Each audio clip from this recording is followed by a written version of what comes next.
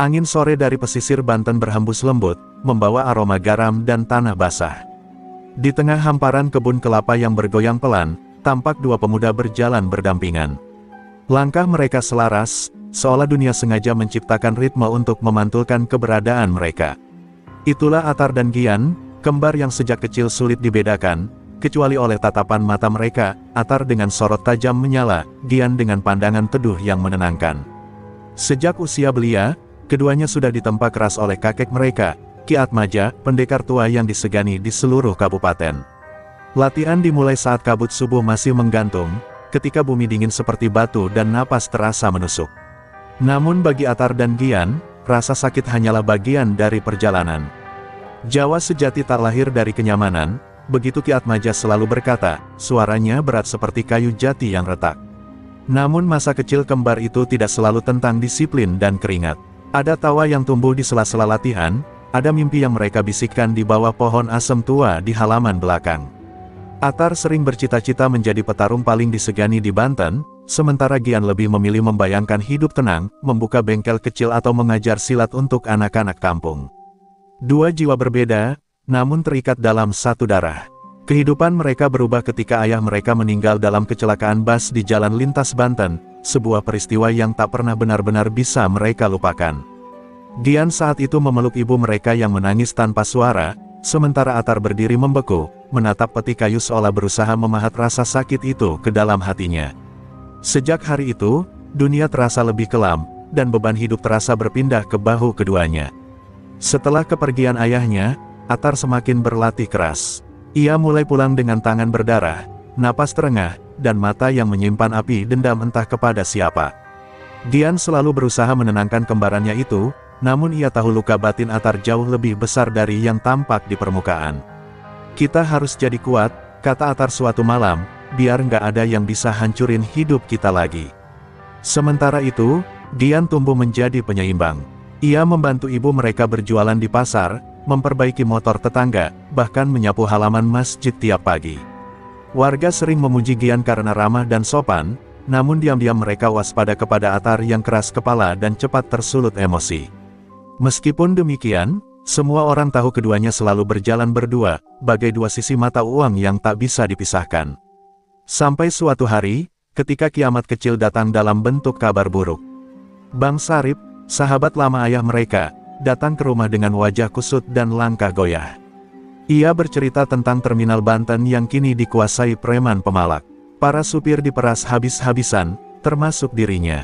Ibu mereka hanya bisa menahan napas, sementara Atar mengepalkan tangan hingga buku jarinya memutih. Sejak kabar itu, Atar dan Gian merasa ada yang berubah di udara. Seakan-akan takdir mulai mengetuk pintu mereka dengan tegas. Tanah Banten yang tenang seolah memanggil dua pemuda kembar itu untuk sesuatu yang lebih besar. Mereka belum tahu apa yang menanti, namun satu hal jelas, hidup mereka tidak akan pernah sama lagi. Pagi itu, kabut tipis masih menggantung ketika Atar dan Gian memutuskan untuk melihat langsung kondisi terminal yang diceritakan Bang Sarip. Mereka berjalan menyusuri trotoar yang retak-retak, melewati toko-toko yang baru membuka pintu. Wajah Gian tampak tenang meski ada kecemasan di sudut matanya, sementara Atar berjalan lebih cepat, seperti ingin menantang hari itu datang lebih cepat. Dari kejauhan, terdengar suara klakson bus dan teriakan kernet yang berlomba mencari penumpang. Begitu mereka tiba di terminal, suasana langsung terasa berat, seolah udara membawa ketakutan yang tidak terlihat. Para supir duduk gelisah di bangku panjang, beberapa di antara mereka merokok sambil melirik ke arah sekelompok pria berjaket hitam yang berdiri di dekat pintu pos keamanan.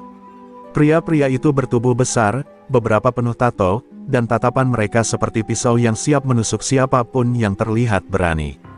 Atar langsung tahu, tanpa perlu dijelaskan, bahwa merekalah badak hitam. Ini, lebih parah dari cerita Bang Sarip, gumam Gian pelan. Ia melihat seorang supir tua yang tampak gemetar saat menyerahkan beberapa lembar uang kepada salah satu preman. Tidak ada perlawanan, tidak ada bantahan, hanya ketakutan yang memaksa kepatuhan. Hati Gian serasa diremas, seolah melihat ayah mereka dulu diperas oleh nasib yang tidak adil. Atar, di sisi lain, menahan napas panjang. Sesuatu di dalam dirinya mendidih melihat pemandangan itu. Mereka memperlakukan orang sini seperti budak, desisnya lirih. Tangannya mengepal begitu kuat hingga urat-urat di lengannya menonjol.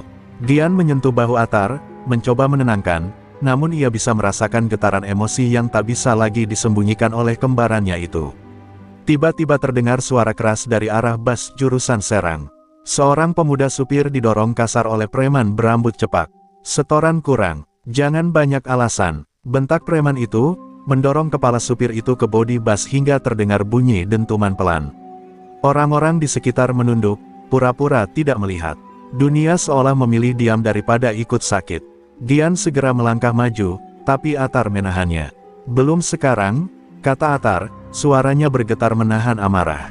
"Kita harus tahu dulu siapa pemimpin mereka, dan seberapa dalam akar mereka di sini."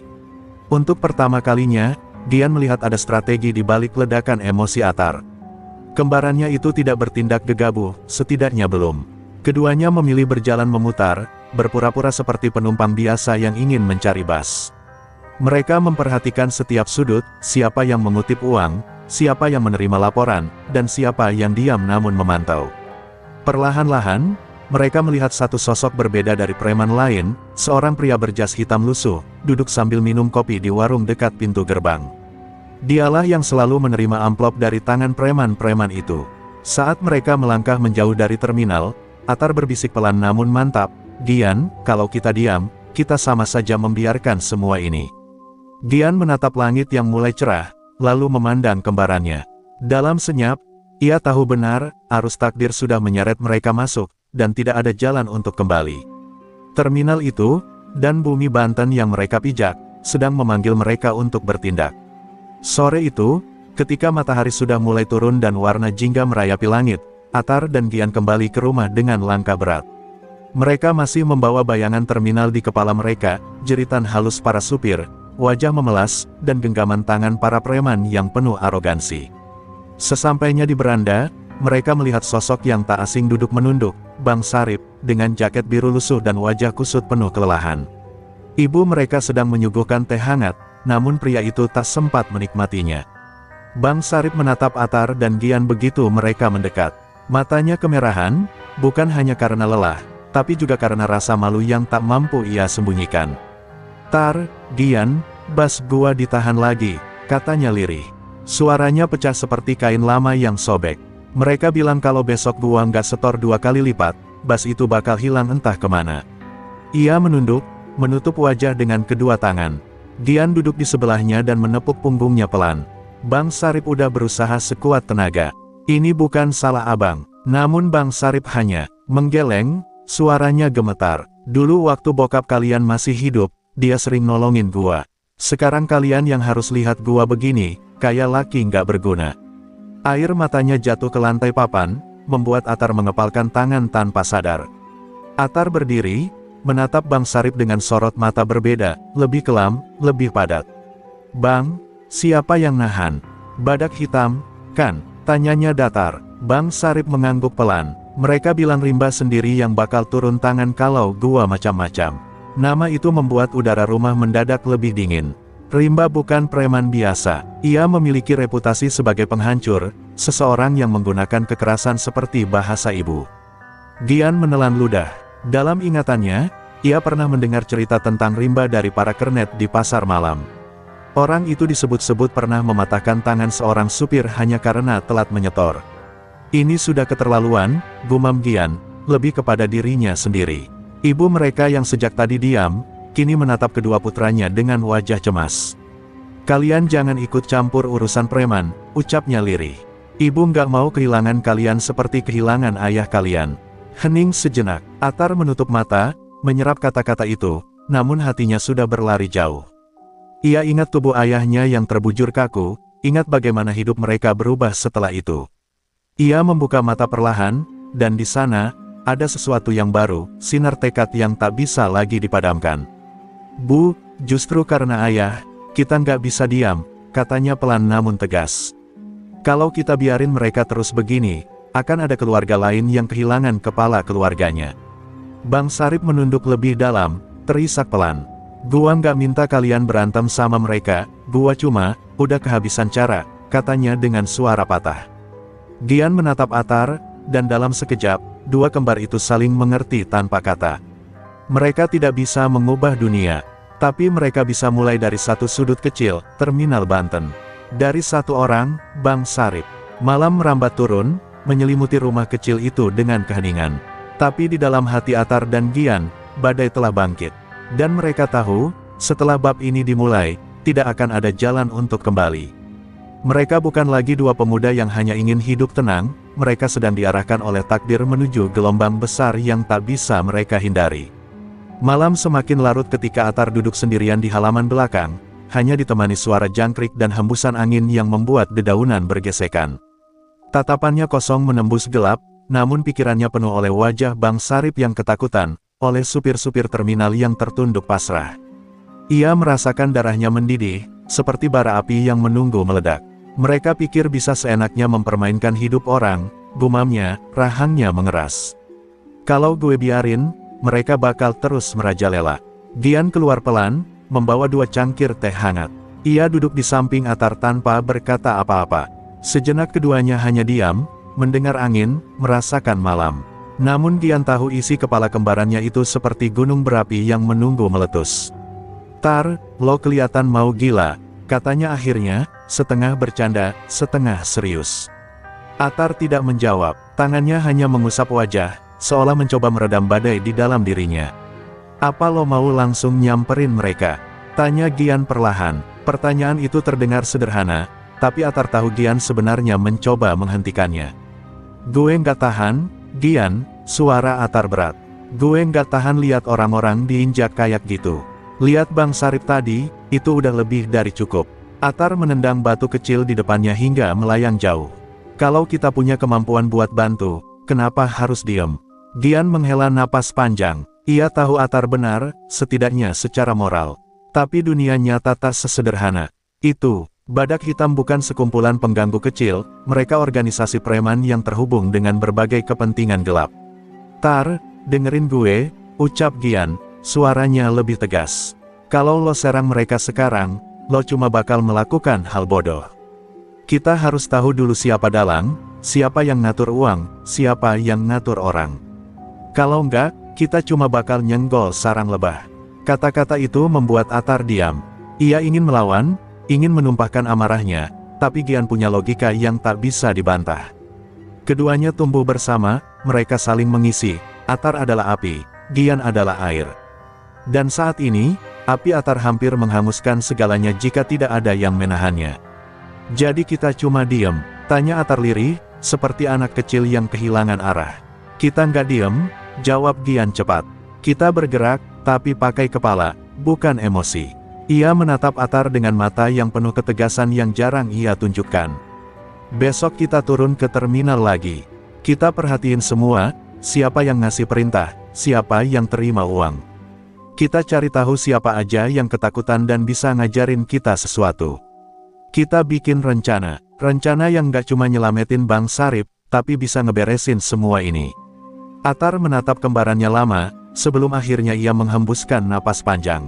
Amarah di dadanya tidak hilang, tetapi kini ada arah tujuan. "Oke," katanya lirih. "Kita lakukan dengan cara lo." Gian tersenyum tipis. "Dengan cara kita," koreksinya.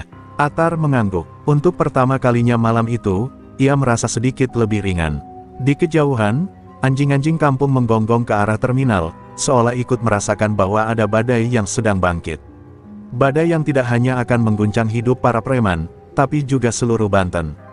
Dan 2 pemuda kembar itu, Atar dan Gian, akhirnya melangkah menuju takdir yang menunggu mereka di balik gelap. Malam berikutnya, Atar dan Gian bergerak seperti 2 bayangan yang menyelinap keluar rumah. Mereka mengenakan pakaian gelap, bukan untuk terlihat seperti jagoan, tapi agar tidak menarik perhatian. Jalanan menuju terminal lengang, hanya lampu-lampu jalan yang berkelip sesekali, seolah ikut gelisah mengetahui apa yang sedang mereka lakukan. Di kejauhan, terminal tampak redup namun penuh aktivitas yang tidak seharusnya terjadi pada jam malam. Suara tawa kasar para preman terdengar bercampur dengan raungan mesin bas yang dipaksa beroperasi hingga larut. Keduanya bersembunyi di balik deretan kios tutup, mengintip dari celah kecil antara rolling door. Dari sana, mereka bisa melihat dengan jelas bagaimana badak hitam bekerja. Seorang preman berperut buncit mencatat sesuatu di buku lusuh, sementara dua lainnya mengumpulkan amplop dari para kernet yang terpaksa setoran meski jumlah penumpang tak seberapa di malam hari. Gian mencatat semua pola gerak mereka dalam benaknya, sementara Atar mempelajari postur dan kelemahan tubuh para preman itu. Sifatnya memang begitu, insting bertarungnya bekerja bahkan ketika ia mencoba diam. "Lihat yang duduk di warung pojok itu," bisik Gian. Atar menggerakkan kepala sedikit. Sosok yang sama kemarin, berjas hitam lusuh, tampak lebih seperti tukang kredit keliling daripada bos preman. Tapi caranya menerima amplop, caranya memberi isyarat, menunjukkan dialah otak operasional malam itu. Orang itu tidak berbicara banyak, cukup satu anggukan kepalanya, seluruh preman bergerak seperti pasukan bayangan. "Dia bukan preman biasa," gumam Gian. "Kayak orang yang pernah terlatih." Atar mengetatkan rahang. "Rimba pasti di atas dia," katanya. "Yang itu cuma tangan kanannya." Gian mengangguk pelan, ia juga merasakan hal yang sama. Namun, satu hal mengganjal pikirannya sejak tadi, para preman itu terlihat terlalu rapi, seperti punya struktur yang lebih teratur daripada sekadar bandit jalanan. "Tar, ini bukan cuma urusan preman kampung," gumam Gian. "Ini kelihatan kayak ada orang besar yang biayain mereka." Atar menoleh cepat. "Maksud lo pejabat?" Gian tidak menjawab, tapi sorot matanya cukup untuk mengonfirmasi dugaan itu. Mereka berdua tahu dunia tidak selalu hitam putih, seringkali kejahatan bertumbuh subur karena dilindungi oleh tangan-tangan dingin yang duduk di balik meja kantor.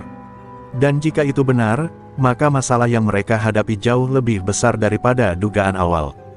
Tiba-tiba, suara helm jatuh membuat kedua kembar itu sontak merunduk lebih dalam. Seorang preman berambut cepat mendekat, matanya menyisir sekitar seperti binatang buas mencium bau mangsa. Atar hampir saja melompat untuk melumpuhkannya, tapi Gian mencengkeram lengan kembarannya hingga urat-urat tangannya menegang. Mereka menahan napas. Preman itu akhirnya mengumpat dan kembali ke kelompoknya, tak menyadari dua bayangan yang mengamati setiap geraknya. Saat situasi kembali tenang, Atar berbisik lirih, "Gue makin gak rela mereka ngerusak hidup orang-orang sini." Gian menatap terminal yang gelap namun penuh api kezaliman itu. "Gue juga," ucapnya, "tapi kita kini punya gambaran. Besok, kita mulai gerak." Kata-kata itu menggema seperti sumpah. Angin malam membawa dingin menyusup ke tulang mereka, tapi api tekad di dalam diri dua kembar Banten itu justru semakin menyala. Mereka tahu, setelah malam pengintaian ini, langkah mereka akan memasuki wilayah yang tidak punya jalan pulang. Pagi menjelang dengan langit yang masih dipenuhi sisa-sisa gelap. Atar dan Gian duduk di balai bambu di belakang rumah, wajah keduanya tampak letih karena semalaman tidak tidur, namun mata mereka menyala dengan tekad yang tak lagi bisa dipadamkan. Ibu mereka sedang memasak di dapur, tak mengetahui apa yang semalam diam-diam mereka lakukan. Gian menatap pemandangan sawah yang masih berkabut, mencoba menenangkan pikirannya, sementara Atar mondar-mandir seperti harimau yang terkurung terlalu lama. "Kita nggak bisa nunggu lebih lama," kata Atar akhirnya. "Bang Sarip butuh solusi, terminal butuh pembebasan." Gian mengangguk perlahan. "Iya, tapi kita juga nggak bisa asal terjang," jawabnya. "Tadi malam kita udah lihat, mereka punya struktur, punya bos, punya orang lapangan. Kalau kita cuma mukulin beberapa preman, besoknya semua bakal jadi lebih kacau." Atar berhenti berjalan dan menatap kembarannya itu. "Gue tahu," katanya dengan suara lebih pelan dari biasanya. "Makanya gue minta lo yang susun rencananya. Lo yang lebih paham begini-beginian." Gian menarik napas panjang lalu mulai menjelaskan apa yang sejak semalam ia pikirkan. "Kita harus pisahin mereka dari sumber kekuatannya dulu. Pertama, kita cari tahu siapa aja supir yang udah jadi korban tapi masih punya keberanian buat ngomong. Dari mereka, kita bisa tahu berapa besar setoran, kapan mereka ngumpulin uang, dan siapa yang paling ditakuti." Atar mendengarkan dengan serius, langka bagi dirinya, karena ia tahu, tanpa strategi Gian, mereka sudah pasti kalah sebelum bertarung. "Kedua," lanjut Gian, "kita harus buat badak hitam lengah. Kita nggak akan langsung nyerang. Kita bikin beberapa dari mereka sibuk, pecah fokus. Bisa dengan sabotase kecil, atau bikin mereka bingung siapa yang ngacak-ngacak operasi." Atar tersenyum tipis, sinis. "Gue bisa bantu dalam hal bikin mereka sibuk," katanya. Gian menatapnya tajam. "Tapi jangan gebuk orang sembarangan. Kita butuh mereka panik, bukan perang terbuka." Atar mengangkat tangan seolah menyerah. "Tenang, gue ngerti." Ketiganya, Gian menurunkan suaranya seperti sedang membocorkan rahasia besar. Yang paling penting adalah mencari cara memutus jalur setoran mereka. Kalau uang berhenti ngalir, panik bakal merebak. Dan saat mereka panik, barulah kita bergerak. Atar mengangguk lambat, kini benar-benar memahami bahwa rencana ini lebih besar dari sekadar keberanian. Ini tentang membongkar sistem, bukan hanya mematahkan tulang. Hening sejenak menyelimuti mereka berdua. Hanya suara ayam yang baru selesai berkokok dan gemerisik daun kelapa yang ikut bergerak bersama angin. Atar akhirnya duduk di samping Gian. Gian, lo sadarkan, begitu kita mulai ini semua, hidup kita bakal berubah. Gian memandangnya, wajahnya datar tapi matanya menyimpan gelombang besar. Tar, hidup kita udah berubah sejak Bang Sarip datang kemarin. Sejak kita lihat terminal itu dijajah preman. Sejak kita ngerasa marah tapi nggak bisa pura-pura buta. Atar menunduk. Gue cuma takut, Gian. Bukan buat diri gue, buat lo, buat ibu. Gian menepuk bahu Atar. Kita udah dilatih buat hal kayak gini seumur hidup. Kakek nggak ngajar kita silat cuma buat gaya-gayaan.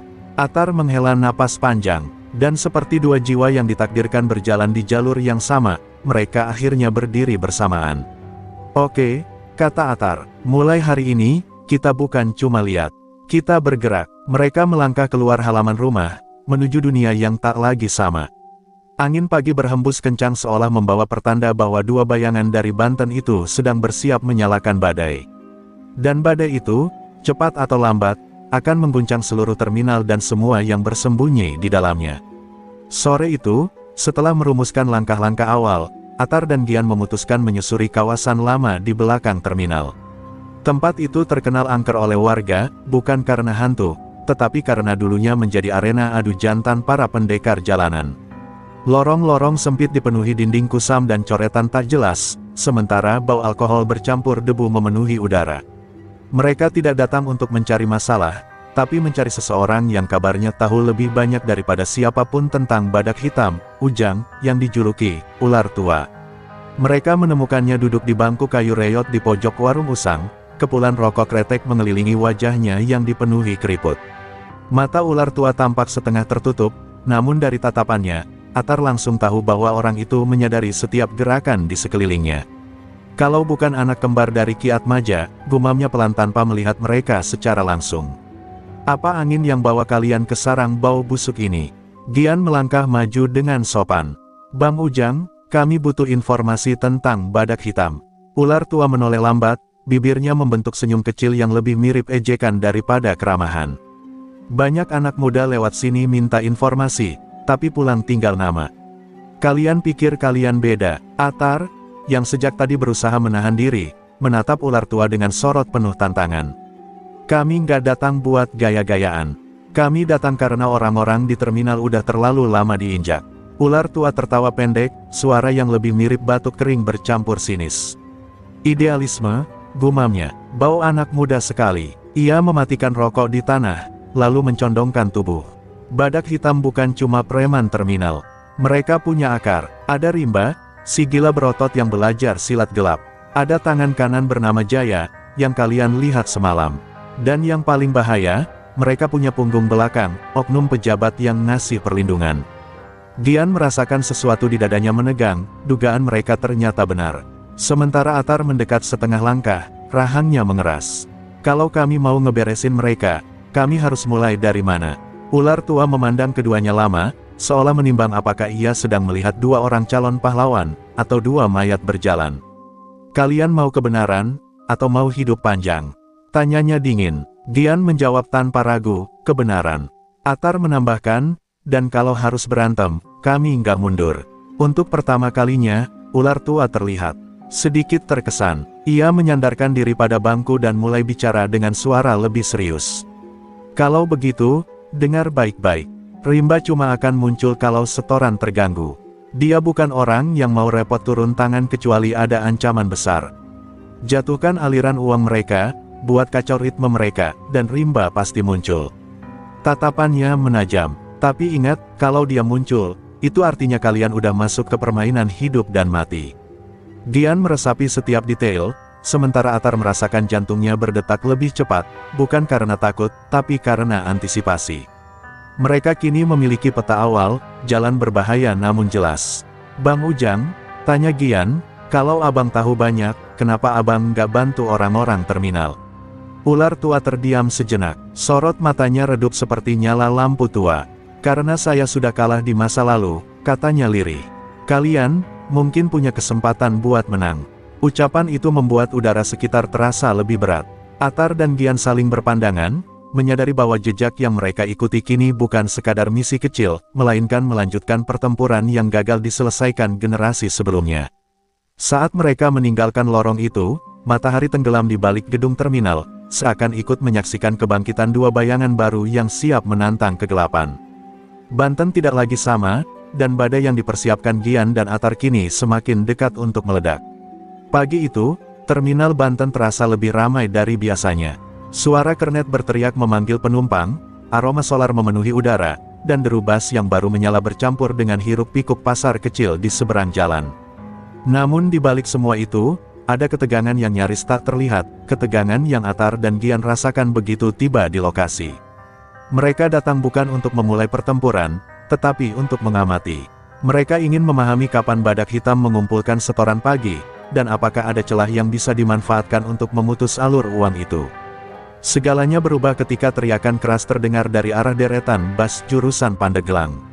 Sarip, kesini lu. Suara itu berasal dari Togar, preman berbadan besar dengan bekas luka panjang di pipinya.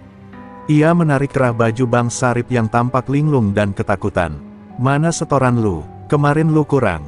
Hari ini harus double. Bang Sarip mencoba menjelaskan, suaranya bergetar. Tuh, Togar, penumpang sepi. Pendapatan gua juga, tamparan keras menghentikan kalimatnya. Tubuh tua itu terlempar menabrak pintu bas, membuat banyak mata terbelalak namun tak satu pun berani menolong. Atar yang melihat itu langsung kehilangan semua kesabaran yang sejak beberapa hari ia tahan. Wajahnya memerah, matanya menyala seperti bara yang disiram bensin. Gian, desisnya, suaranya sangat rendah tapi penuh amarah. Gian buru-buru memegang lengannya, berusaha menahan. Atar, jangan, ini bukan rencana kita, tapi amarah memang tidak pernah meminta izin. Ketika Togar kembali mengangkat tangan seolah hendak memukul Bang Sarip lagi, batas kesabaran Atar pun pecah. Dalam sekejap, Atar melangkah maju seperti bayangan hitam yang terlepas. Woi, teriaknya, lantang dan tajam. Semua orang, termasuk preman-preman lain, menoleh. Togar mendengus melihat pemuda itu. Heh, bocah, mau apa lo? Atar tidak menjawab, ia hanya berjalan mendekat, langkahnya mantap, tatapannya menusuk. Gian menelan ludah, tahu bahwa ia harus mengikuti atau Atar akan tenggelam sendirian dalam amarahnya. Ia bergegas menyusul, meski detak jantungnya berdegup kencang. Togar melepaskan Bang Sarip dengan kasar. Lu capek hidup? Hah. Ia mengayunkan pukulan besar, tapi Atar bergerak jauh lebih cepat. Satu gerakan, satu elakan, dan sikut Atar menghantam rahang Togar dengan presisi mematikan. Dentuman keras terdengar, Togar terhuyung mundur, terkejut dan marah. Dua preman lain langsung maju, tapi Gian bergerak, menahan mereka dengan langkah ringan dan pukulan cepat yang membuat keduanya jatuh berguling di atas aspal. Keributan itu membuat terminal mendadak sunyi. Para supir dan kernet menahan napas, seolah tidak percaya dua pemuda biasa berani melawan preman yang selama ini mereka takuti. Togar bangkit dengan wajah penuh amarah, darah menetes dari bibirnya. Kurang ajar, geramnya, lalu menyerang dengan brutal. Namun Atar, dengan ketenangan seorang pendekar terlatih, membaca setiap gerakannya. 3 pukulan, 1 tendangan, dan akhirnya Togar terkapar menahan perutnya sambil mengerang kesakitan. Gian segera menarik Atar menjauh sebelum situasi semakin kacau. Tar, cukup, kita harus pergi. Atar terengah, tetapi matanya tetap menatap para preman lain yang mulai berkumpul. Mereka nggak bakal berhenti, katanya, suaranya rendah namun mantap. Bang Sarip, yang masih gemetar, mendekat sambil berbisik penuh rasa bersalah. Kalian nggak seharusnya, mereka bakal balas dendam. Atar menatapnya dengan tenang, meski darahnya masih mendidih. Bang, mereka salah pilih korban hari ini. Ia menatap seluruh terminal yang kini diam menyaksikan. Mulai sekarang, bukan cuma Bang Sarip yang punya pelindung. Semua orang di sini punya. Dan dengan kalimat itu, Atar dan Gian memulai sesuatu yang tidak bisa lagi dihentikan. Sebuah pertarungan kecil yang akan memicu perang besar. Terminal Banten baru saja menyaksikan lahirnya dua bayangan yang akan mengguncang seluruh kekuasaan Badak Hitam. Malam tiba jauh lebih cepat dari biasanya, seolah langit pun tahu bahwa sesuatu yang gelap sedang mendekat. Atar dan Gian pulang dengan langkah cepat, napas mereka masih terasa panas oleh ketegangan di terminal. Mereka tahu perbuatan tadi bukan sekadar aksi spontan, itu deklarasi perang. Dan Badak Hitam bukan kelompok yang terbiasa mengampuni. Di rumah, ibu mereka heran melihat wajah keduanya yang tegang, namun Gian hanya berkata mereka lelah setelah mengurus sesuatu di terminal. Ibu tidak bertanya lebih jauh, namun sorot matanya penuh firasat buruk.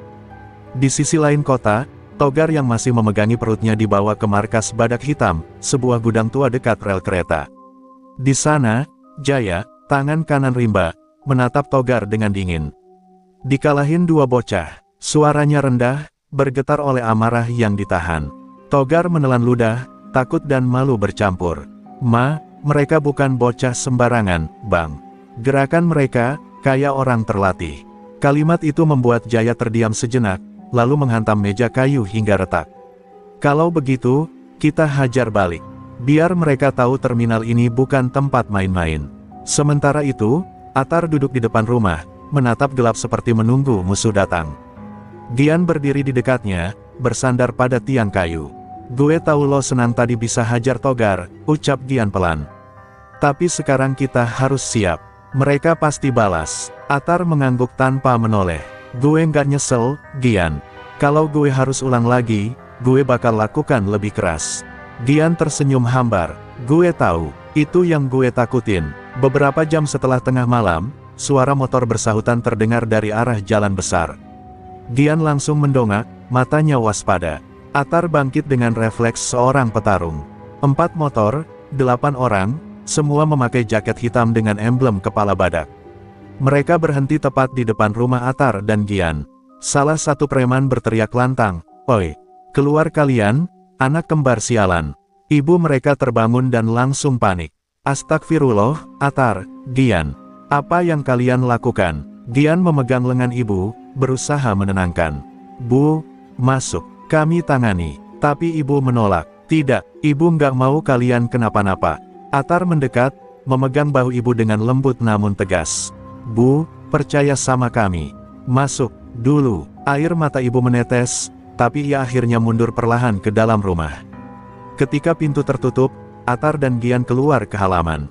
8 preman itu berdiri dengan senyum mengejek, beberapa memegang rantai, yang lain membawa balok kayu.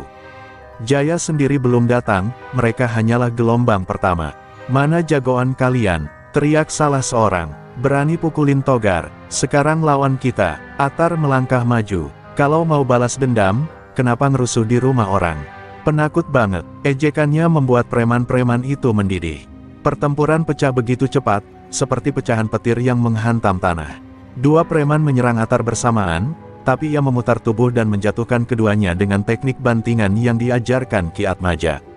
Gian menghadapi 3 sekaligus, menghindari pukulan balok dan memberikan tendangan samping yang membuat salah satu preman terjerembab ke parit kecil. Namun jumlah mereka masih banyak, dan perlahan tekanan meningkat. Atar merasakan satu pukulan rantai menghantam bahunya, namun ia tetap bertahan. Gian hampir dijatuhkan, tapi dengan gerakan cepat ia meraih batu kecil dan melemparkannya tepat ke pelipis lawan.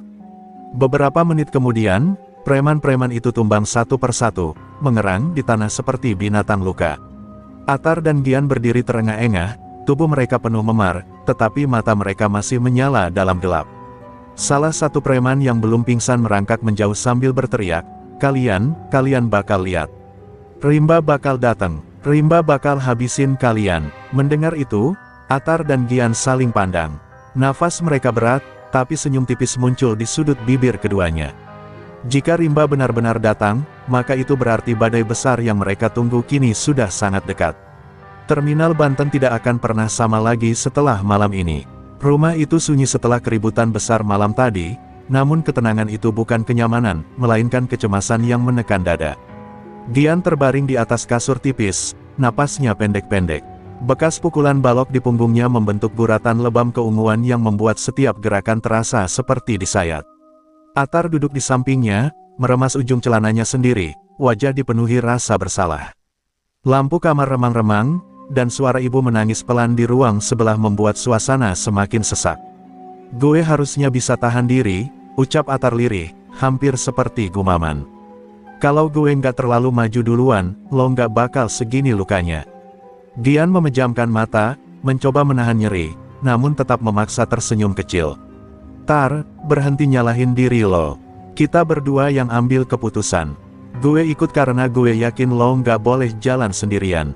Tapi Atar menggeleng keras. "Lo yang paling banyak kena. Gue yang mulai duluan. Gue yang bikin rumah kita jadi target." Gian membuka mata perlahan, menatap Atar yang tampak seperti pemuda yang tersesat dalam penyesalan. "Dengar gue," katanya pelan namun tegas. "Kita bukan mulai ini buat cari ribut. Kita cuma nggak tahan lihat orang diperlakuin kayak sampah." Atar menunduk, jemarinya semakin menggenggam kuat. Tapi lihat hasilnya, ia menatap punggung Gian yang memar. "Gue bikin lo begini, bikin ibu takut setengah mati." Untuk pertama kali sejak pertempuran itu, Gian menatap Atar tanpa senyum, mata penuh keseriusan yang jarang muncul. "Tar, kalau kita mundur sekarang, segala yang kejadian di terminal bakal balik lagi. Bang Sarip bakal makin ditekan. Sopir-sopir lain, siapa yang bantu mereka?" Ia terdiam sejenak, menahan rasa sakit saat mencoba bergerak sedikit. "Gue tahu kita bukan pahlawan. Kita bukan siapa-siapa. Tapi kalau bukan kita, siapa? Mereka semua cuma butuh sedikit keberanian. Dan kita, bisa jadi pemantiknya."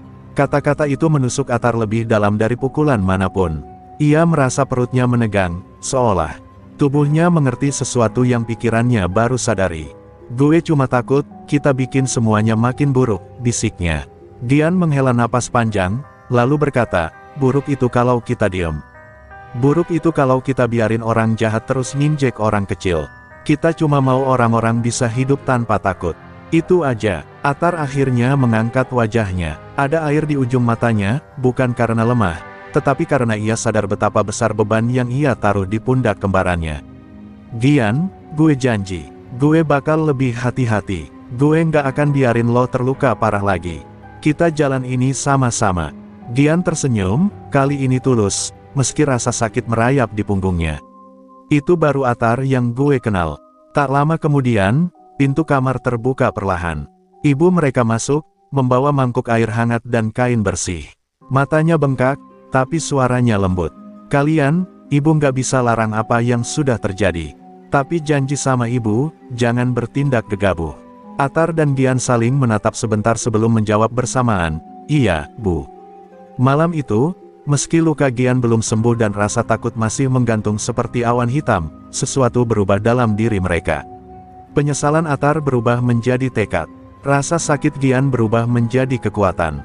Mereka sadar bahwa apa yang sedang mereka lawan jauh lebih besar dari sekadar sekelompok preman. Ini tentang kebebasan kecil yang dicuri dari warga Banten. Dan untuk pertama kalinya, keduanya sepakat, mereka tidak lagi hanya bereaksi. Mereka akan memulai langkah berikutnya. Bukan untuk menjadi pahlawan, tapi agar orang-orang sederhana bisa bernapas tanpa rasa takut. Pagi berikutnya, ketika tubuh Gian masih terasa remuk, ia duduk di meja kayu kecil di ruang tengah. Di hadapannya berserakan beberapa catatan, kwitansi palsu, dan sobekan amplop yang ia temukan di terminal beberapa hari lalu. Selama Atar sibuk menjaga rumah dari kemungkinan serangan lanjutan, Gian justru sibuk merangkai puzzle rahasia yang selama ini tersembunyi di balik pemalakan. Ia menatap salah satu kertas yang kusut, mencoba mengabaikan denyut nyeri di punggung. "Ini, bukan cuma uang preman," gumamnya pelan. Atar masuk dengan membawa 2 gelas teh panas, dan langsung memicingkan mata melihat tumpukan dokumen di meja. "Lo ngapain? Bukannya lo harus istirahat?" Gian mengangkat wajahnya, terlihat kelelahan namun matanya berbinar, pertanda ia baru menemukan sesuatu yang penting. "Tar, gue nemu sesuatu. Ini lebih gede dari yang kita kira." Atar meletakkan teh dan menarik kursi, duduk di sampingnya. "Coba jelasin." Gian menunjuk ke beberapa catatan yang ia gabungkan. "Ini alur uang setoran yang dipalak badak hitam dari terminal. Lihat angka-angka ini, Tar, gak masuk akal. Uang yang mereka dapat tiap hari jauh lebih besar dari yang mereka pakai. Ada aliran keluar." Atar mengerutkan kening. Kemana? Gian mengeluarkan satu lembar yang paling kusut tetapi paling penting, sobekan amplop coklat bertuliskan inisial. Ke pejabat, seorang lurah, dan kemungkinan bukan cuma satu. Atar terdiam, terpaku. Ia merasa amarahnya naik, tapi bukan amarah liar seperti biasanya, ini lebih terstruktur, lebih tajam. Jadi, pemalakan ini dilindungi pejabat. Gian mengangguk perlahan. Iya, itu sebabnya polisi jarang datang. Itu sebabnya warga takut. Itu sebabnya badak hitam berani ngacak-ngacak terminal tanpa takut siapapun. Keduanya saling menatap, dan untuk sesaat ruangan kecil itu terasa sempit oleh kenyataan yang kini terbuka. Tapi Gian, Atar berkata lirih, kalau ini benar, lawan kita bukan cuma preman. Ini udah masuk ke orang berseragam. Gian menghela napas dalam, menahan rasa nyeri ketika duduk lebih tegak. Gue tahu, tapi justru itu yang bikin kita harus terus maju. Kalau cuma preman, mereka bisa diganti. Tapi kalau akarnya pejabat, terminal itu nggak bakal pernah bebas. Atar menunduk, meremas tangannya sendiri. Gue nggak mau lo makin terluka. Gian tersenyum tipis, meski jelas tampak menahan sakit. Tar, gue nggak ngelakuin ini buat sok jadi pahlawan. Kita udah lihat sendiri, orang-orang itu hidup dalam ketakutan setiap hari. Bang Sarip, kernet-kernet, para pedagang kecil, mereka butuh orang yang berani mulai. Kita nggak bisa berhenti sekarang. Kata-katanya tajam, tegas, namun hangat. Atar mengangguk perlahan, rasa gentar berubah menjadi kekuatan baru. Tiba-tiba, terdengar langkah cepat dari depan rumah. Bang Sarip muncul di pintu, wajahnya pucat, napas terengah. Atar, Gian, kalian harus tahu sesuatu, katanya terbata-bata. Badak hitam lagi muter ke seluruh terminal. Mereka cari kalian, dan sekarang mereka bawa seseorang yang katanya bakal membereskan semuanya. Atar dan Gian saling memandang, dan kali ini tidak ada keraguan di mata keduanya. Mereka sudah tahu siapa yang dimaksud Bang Sarip. Rimba, penguasa bayangan yang selama ini hanya mereka dengar lewat bisikan takut para supir. Gian menggenggam kertas-kertas bukti itu erat. Atar mengepalkan tinjunya. Bukan hanya alasan mereka makin kuat, musuh mereka pun sudah mengambil langkah. Dan perang sesungguhnya baru akan dimulai. Siang itu terminal Banten berada pada puncak kesibukan.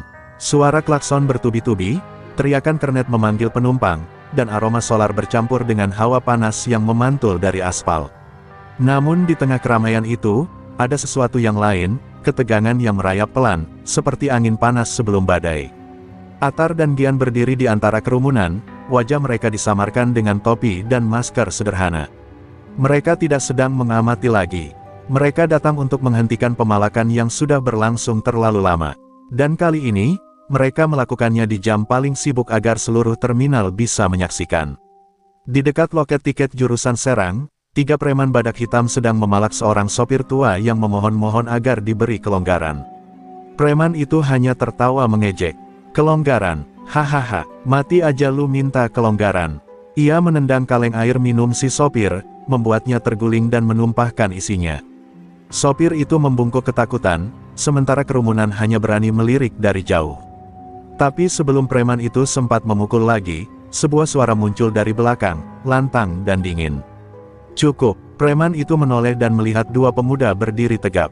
Hah, kalian lagi, teriaknya, wajahnya langsung memerah, marah sekaligus takut. Atar membuka masker pelan-pelan, matanya tajam seperti bilah pisau.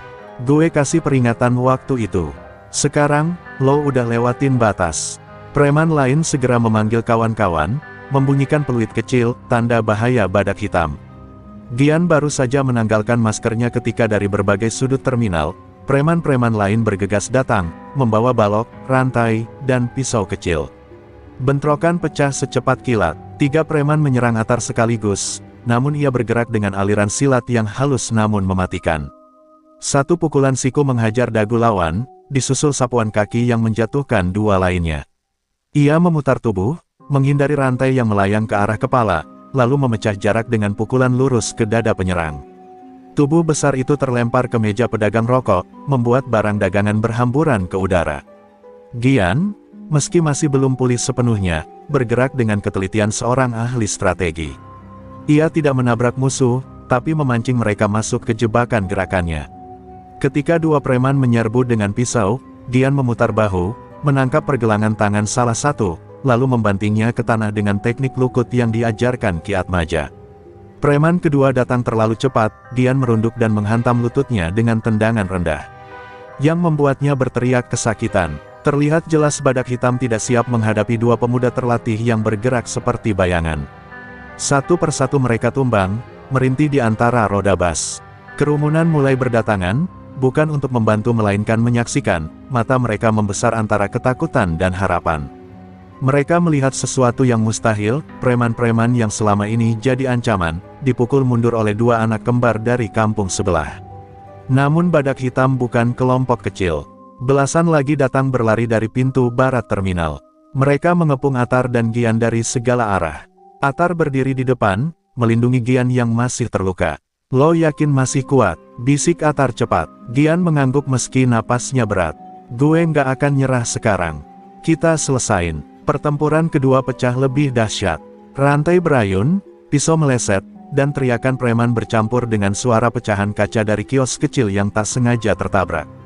Atar menjatuhkan musuh dengan dorongan kuat ke tiang besi, sementara Gian melayang dengan tendangan melingkar yang memukul mundur dua preman sekaligus. Meskipun tubuh Gian masih menahan nyeri, adrenalin memaksanya bergerak lebih cepat dari rasa sakit. Dan di tengah kekacauan itu, sesuatu berubah. Para supir, kernet, dan pedagang mulai mendekat.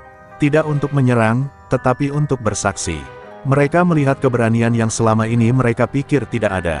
Mereka menyaksikan dua pemuda melawan puluhan orang yang selama ini menindas mereka. Dan perlahan, keberanian itu menular. Saat Atar merobohkan preman terakhir dengan hentakan lutut ke perutnya, terminal menjadi hening. Puluhan preman badak hitam terkapar.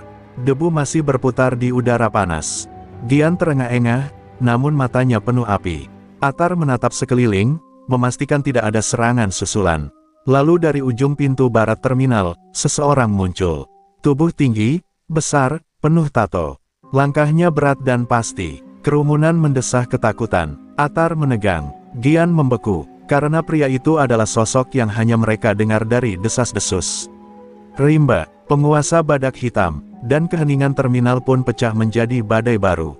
Rimba melangkah ke tengah terminal seperti harimau lapar yang baru bangun. Setiap langkahnya terasa menggetarkan tanah. Tubuh tingginya berbalut otot keras, dengan tato bergambar badak hitam di dada kirinya yang seakan bergerak seiring nafas. Matanya menatap Atar dan Gian seperti menatap dua anak yang kurang ajar.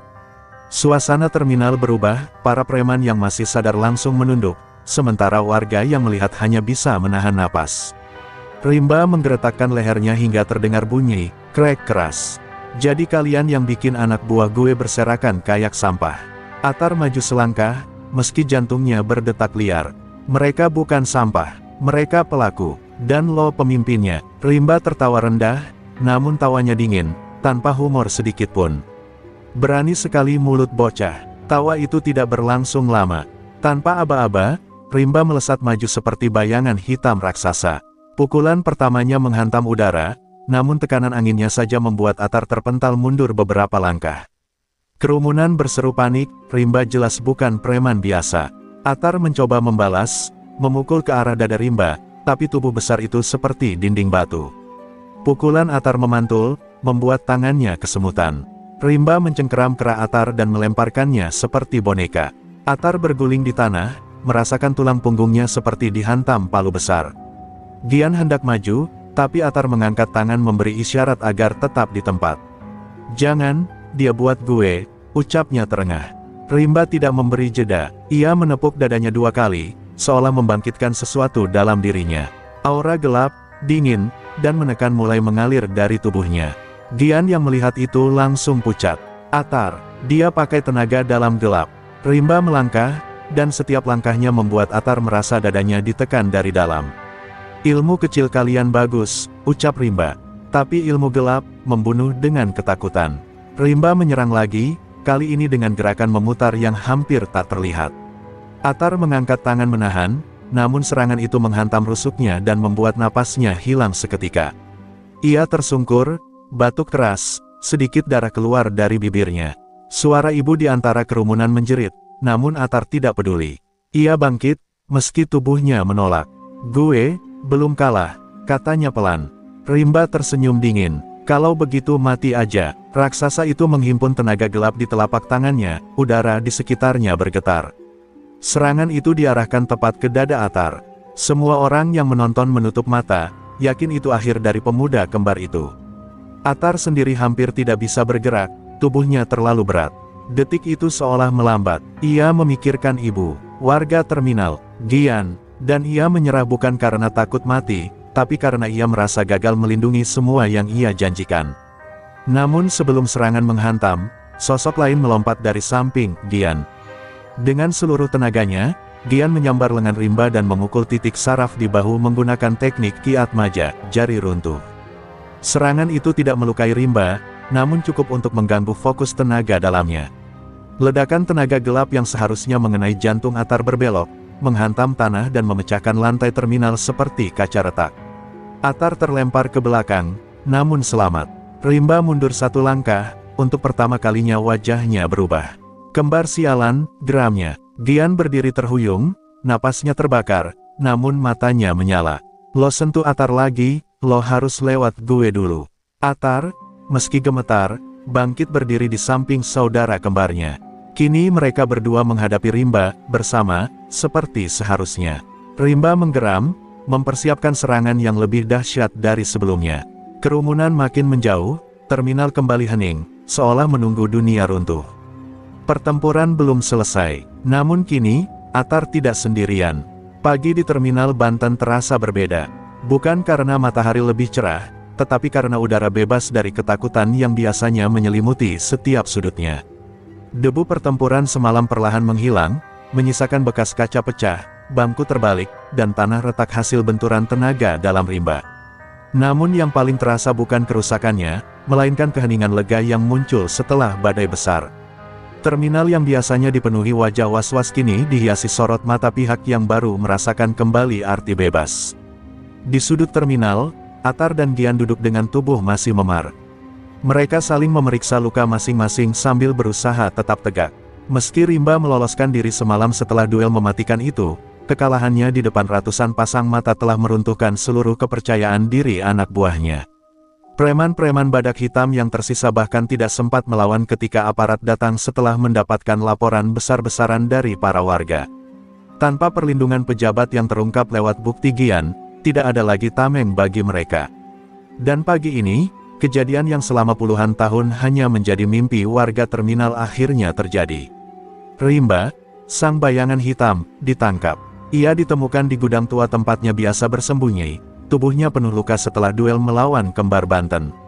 Ketika diborgol dan dibawa ke terminal untuk identifikasi, warga berkerumun mengelilinginya.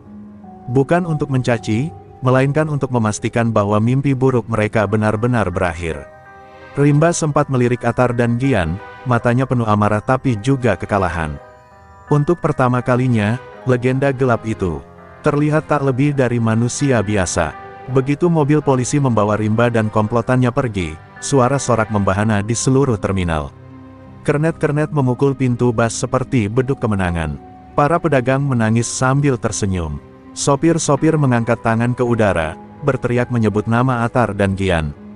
Bang Sarip memeluk keduanya erat, hampir membuat Atar yang masih sakit meringis. Terminal ini, selamat berkat kalian. Teriaknya dengan suara bergetar. Warga lain ikut berteriak memuji, beberapa bahkan hendak mengarak Atar dan Gian seperti pahlawan. Namun Atar mengangkat tangan, meminta semua berhenti bersorak. Suaranya serak, tapi tegas. Kami bukan pahlawan.